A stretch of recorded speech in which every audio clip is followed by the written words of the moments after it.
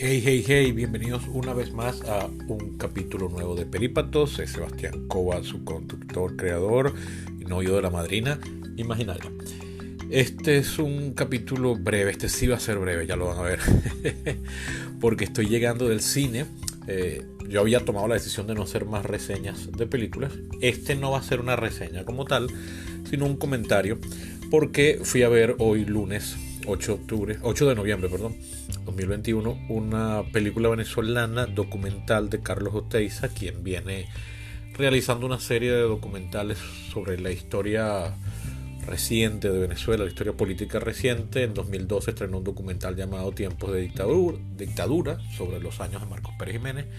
Luego en 2016 otro llamado CAP 2 intentos, y sobre las dos administraciones de Carlos Andrés Pérez. Y ahorita, este 2021, estrenó uno sobre el gobierno de Rómulo Betancourt llamado Rómulo Resiste, y a ese es al que voy a dedicarle la siguiente sección. Acompáñenme para hablar un poco de Venezuela y política vista a través del cine.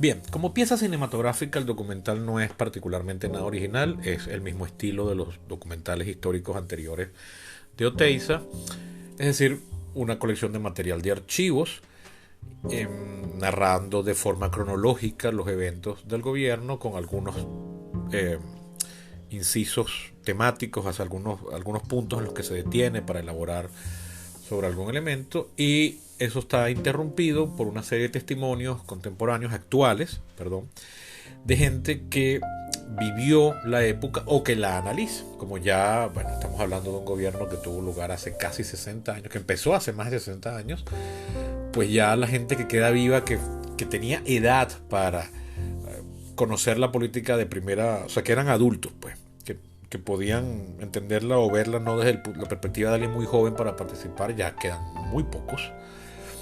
Pero eso no impide que haya uno que otro por ahí que quizás eran muy jóvenes para aquella época o estaban en una actividad de base, no estaban en las altas esferas del poder, pero también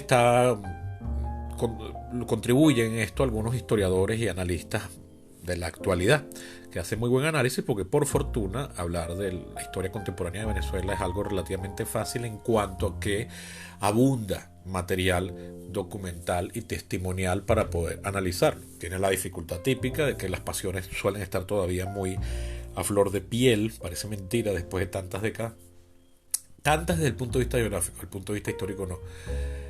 Y eso, a veces puede influir en el análisis. Sin embargo, este es un documental que me parece bastante balanceado. Los analistas son gente que, lo que en inglés llaman los talking heads, o sea, las cabezas parlantes, los entrevistados, que interrumpen la narración de material de archivo, son personas que destacan de alguna forma por su asepsia científica, es decir, que son capaces de analizar el periodo con la distancia emocional que requiere esto. Pero no es básicamente de la película de lo que quiero hablar, porque personas de mi edad, o sea, cuarentones para arriba, y quizás incluso gente de 30, crecimos acostumbrados a los documentales de Bolívar Films, que son bastante buenos, y en este sentido no hay mayor innovación, ¿no? O sea, no hay... Además que el documental no es biográfico, es el documental sobre el gobierno de Betancourt, y podríamos decir el segundo gobierno técnicamente hablando, porque Betancourt tuvo una primera gestión, entre comillas, no era presidente de la República, pero era el presidente o el jefe o el director de la Junta Revolucionaria de Gobierno luego del golpe de Estado contra el gobierno de Isaías Medina, el 18 de octubre del 45. Eso se le suele conocer como el trienio Adeco, incluyendo el último periodo son los 11 meses o menos, no son menos, del gobierno de Rómulo Gallegos, donde el presidente del país era Rómulo Gallegos y la figura de Rómulo Betancourt tiene mucho menos peso. O sea, es un gran líder político, pero ya no es la persona que está dirigiendo. Pero bueno, no es eso de lo que habla este documental. Este documental se centra en ya su gobierno propiamente dicho, su presidencia, que va de febrero del año 59 a marzo del año 64. El primer quinquenio, el primer gobierno de la restablecida democracia venezolana, y que fue un gobiernazo, de verdad. Yo crecí, disculpen lo anecdótico y personal, yo crecí en el seno de una familia profundamente anti-ADECA. Incluso mi familia cubana, que llegó al país justamente en esa época transicional entre la dictadura y la democracia, era profundamente anti-ADECA, y mi familia venezolana, que es la paterna, cuyas raíces se van hasta la colonia profunda, hasta la conquista incluso, era anti-adequísima, ¿no? Sin embargo, por fortuna, eso no llevó a nadie a mi familia a el chavismo, porque no eran, o sea, eran oposición leal, como dicen en la jerga política británica. Es decir, creían en las reglas del sistema constitucional.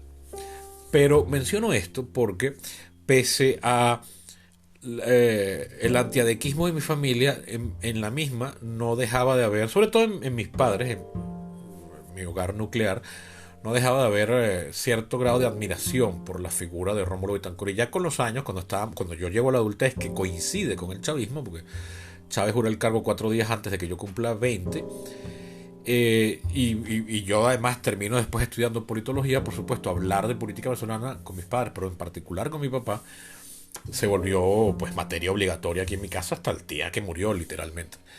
Y ya en ese periodo, pues mi papá también digamos que se reconcilió con la figura histórica que había jugado Acción Democrática, y hablaba muy bien de Rómulo Betancourt y lo que habían sido aquellos años, que coincidieron con los 20 de mi papá. O sea, mi papá había nacido en noviembre del 38.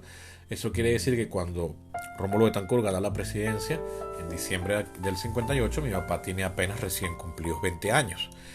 Y se fue luego del país a estudiar a California en el verano del 63. Es decir, mi papá se caló, salvo por unos meses al final, toda la primera gestión de Betancourt. O sea, para él eran sus años de llegada a la adultez. Vivió la insurrección en la Universidad Central de Venezuela, todo aquello. Entonces, bueno, además de que me permitía a mí conectarme con mi papá y me imaginaba con él comentándolo en la sala ahorita, lo que quiero destacar es de verdad que esta película me ayudó a reafirmar, en términos históricos no dice casi nada que yo no supiera, porque bueno, es una figura y un periodo que yo he estudiado, que yo conozco, que obviamente por mi profesión es como de cajón tener que entender el periodo y saber qué pasó ahí, más aún si uno ha vivido el chavismo, porque el chavismo, sobre todo al principio, pretendía ser una reacción histórica contra lo que había significado el periodo de punto fijo. Y en ese sentido, pues no me sorprende, pero al verlo de forma gráfica, o sea, yo había leído sobre Betancourt, pero ver Betancourt era básicamente fotos en los libros, y muy pocas, de hecho, muy, muy pocas. Entonces, ver esta cantidad de imágenes de las inauguraciones, la gestión de gobierno, yo había crecido siempre oyendo de cuando a él le hacen el atentado en el año 60, los agentes del dictador Trujillo de República Dominicana contaban cómo él después llegó a Miraflores y dio una rueda de prensa con las manos vendadas. Yo nunca había visto la imagen de eso, y hasta que llegó este documentario lo pude ver, ¿no? Y además después lo suceden con una serie de imágenes en las que se puede ver cómo la piel poco a poco le fue sanando. Entonces fue de verdad increíble, y escuchar la voz. Yo me acuerdo que una cosa cuando yo era niño, que mi papá siempre se quejaba, era que Rómulo hablaba horrible y era fastidiosísimo, y mi mamá también decía eso. Mi mamá era más chama y estaba recién llegada al país. Mi mamá es nacida en Cuba, pero llegó aquí de 12 años, pero yo siempre he dicho que ella le borraron el disco duro cuando pisó La Guaira, porque su vida comienza cuando todas sus anécdotas son venezolanas. Entonces, para los efectos es también una historia venezolana por ese lado. Y ojalá pudiesen verlo, no sé cómo estará disponible para afuera, no creo que llegue a plataformas comerciales. yo sé que Oteiza en el pasado ha hecho exhibiciones particulares de sus películas documentales en Madrid, en Miami, quizás en Orlando también, en México y así. Pero bueno, son cosas que hay que programarlas, hay que estar muy pendientes, muy atentos. Si llegan a enterarse, pues no desaprovechen la oportunidad, y espero que esto llegue a estar disponible en alguna plataforma. De las películas anteriores salieron en DVD. Yo compré la segunda, la del gobierno de Carlos Andrés Pérez. No he comprado Tiempos de Dictadura. No sé si esto lleguen a hacerlo en la actualidad. Ellos nunca han subido a Blu-ray, y ahorita, bueno, eso de coleccionar películas en físico es algo de nerdos como yo. Así que no creo que esté incluido en la estrategia. Pero lo que... Y ahora paso a hablar más como politólogo que como entusiasta o crítico de cine. Una de las cosas que me parece fascinante, de verdad, y que es lo que les decía que la película me reafirmó, es lo clave que fue la figura de Rómulo Betancourt, lo importante y definitivamente el político venezolano más importante del siglo XX, a quien la palabra estadista lo encaja perfectamente, o sea, lo describe. Es una palabra, es un término que no es riguroso, es algo que se atribuye por parte del analista, y que además está muy sujeto a emociones y sentimientos para con la persona a la que se le atribuye, pero por lo cual es preferible no usarla, científicamente hablando. Pero creo que si me atreviese a hacerlo, Rómulo Betancourt posiblemente sea el único o de los poquísimos venezolanos a los que en el siglo XX se le puede atribuir sin lugar a dudas el término de estadística, y fue una figura clave que de verdad aprendió de los errores del pasado, es decir, aprendió bastante de los fracasos del primer gobierno democrático, el famoso trienio, llamado trienio Adeco, del 45 al 48. Es alguien que supo entender cuáles eran las necesidades urgentes del país, y además este documental, y eso lo menciona uno de los talking heads al final, no recuerdo cuál fue, que uno de los grandes rivales, si bien al principio el reto de Rómulo Betancourt era que no vuelva a caer el gobierno en manos de los militares, que los militares que derrocaron a Pérez Jiménez no sientan que lo derrocaron para quedarse ellos, ¿no? Entonces ese es su primer reto, y luego inmediatamente se convierte en una amenaza a la dictadura de Leonidas Trujillo en República Dominicana, al punto de ponerle una bomba al presidente y casi matarlo, creando una crisis internacional. Y muy pronto el gran rival, así a escala épica, termina siendo Fidel Castro, quien se volvió en un punto de referencia para la izquierda de inspiración marxista latinoamericana. Y el documental muestra en varios puntos cómo Fidel Castro le dedicaba discursos enteros a Rómulo Betancourt en respuesta allá en aquellos mítines egocéntricos de los que Fidel Castro fue famoso hasta el día que se murió en Cuba. Y esto es lo que me pareció genial, muestra cómo Rómulo Betancourt nunca le respondía y solo se dedicaba a hacer una gestión que pudiese servir de contrapartida al romanticismo ese revolucionario y antisistema que estaba pretendiendo ser Fidel Castro.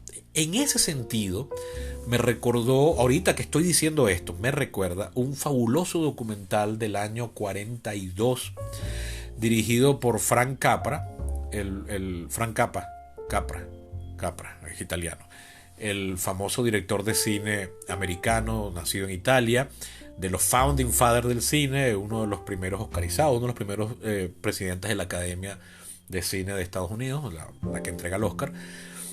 Él, cuando estalla la Segunda Guerra Mundial, se pone al servicio del gobierno junto con otros grandes directores como William Wyler, John Ford y John Huston, varios. Hay una serie documental sobre eso muy buena en Netflix. Pero hay uno de estos documentales, se llama Why We Fight, ¿por qué peleamos? Entonces ellos se dedican, estos directores, a hacer una serie de documentales, es su servicio público, se enlistan, adquieren rango militar y dirigen una serie de documentales para, cubrir la guerra. El primero de esos documentales está dirigido por Frank Capra, se llama Why We Fight, y hace una excelente recuento histórico de cómo Alemania, Italia y Japón cayeron en los regímenes autoritarios en los que cayeron, a raíz de una crisis por la que Estados Unidos también pasó y sufrió, y sin embargo los estadounidenses no desembocaron en un autoritarismo como el que habían caído estos países. En ese sentido, y ese es con lo cual convierte ese documental en uno de los mejores documentales de propaganda que yo he visto, y de verdad una joya politológica, incluso y cinematográfica, muy buena. En ese sentido, este documental me recuerda muchísimo a eso, en este contraste que representa Rómulo Betancourt con las dictaduras militares tradicionales latinoamericanas y con la revolución encantadora de serpientes de Fidel Castro, y cómo en vez de querer volverse el caballero blanco que se enfrenta a Fidel Castro, discursivamente simplemente lo ignora y deja que sea la gestión de gobierno y el proceder democrático el que le conteste. Fantástico eso. Y por eso definitivamente creo que Rómulo Betancourt es una figura importantísima en la historia de Venezuela, la más importante del siglo XX, y este documental ha hecho muy bien en rescatarlo y exponerlo de tal forma. Si quieren saber más, pues hay muchísimos libros sobre Rómulo Betancourt. La Fundación Rómulo Betancourt tiene a su disposición un montón de material bibliográfico, de archivos de todo tipo, y imparten cursos incluso en línea. Así que bueno, si quieren saber más, los invito. Yo siempre recomiendo la lectura de 2 libros de Diego Urbaneja, el amigo Diego, que ha sido invitado de este podcast. Uno de los primeros capítulos lo pueden escuchar por ahí, el 3 o el 4 por ahí. Está entre los 5 o 6 primeros. Y en esos libros que yo mando de Diego Urbaneja son para mí la mejor introducción a la política venezolana del siglo XX. Así que si quieren, pues me preguntan por mis redes y yo se los recomiendo. Pero si no quieren leer nada, pues entonces vean este documental, que de verdad es muy bueno. Ojalá pueda llegar a otros mercados y ojalá esté disponible en alguna plataforma online de aquí a finales de año o el año que viene. Eso ha sido todo.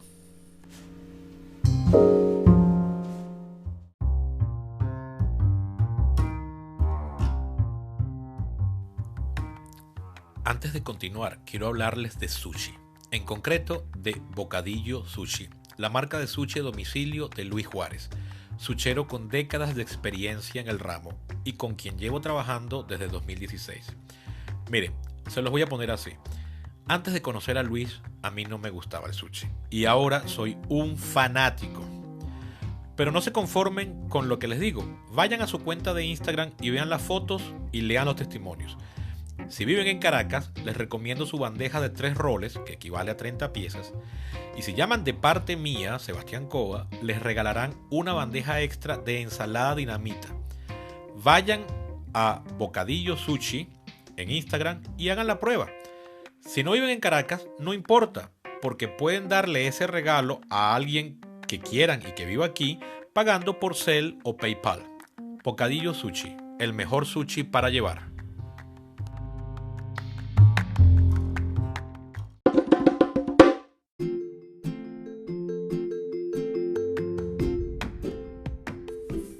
Ajá, vieron que sí fue corto. Corto para mis estándares, evidentemente, no para la gente que quiere que sean de 5 minutos. Eso no va a pasar nunca, así que dejen de presionarme con eso. Bien, pues nada, un pequeño capítulo, no tanto de cine, sino una reflexión sobre Venezuela y la importancia de nuestra propia historia y de lo que somos los venezolanos. Lo único que lamenté viendo ese documental es pensar que, bueno, que parte de esa obra se ha perdido por los errores de los venezolanos, que bueno, mejor no me meto por eso caudal. Bien, eso ha sido todo por hoy. Recuerden que pueden ser mecenas de este proyecto visitando mi Patreon. Se escribe patreon.com/peripatos.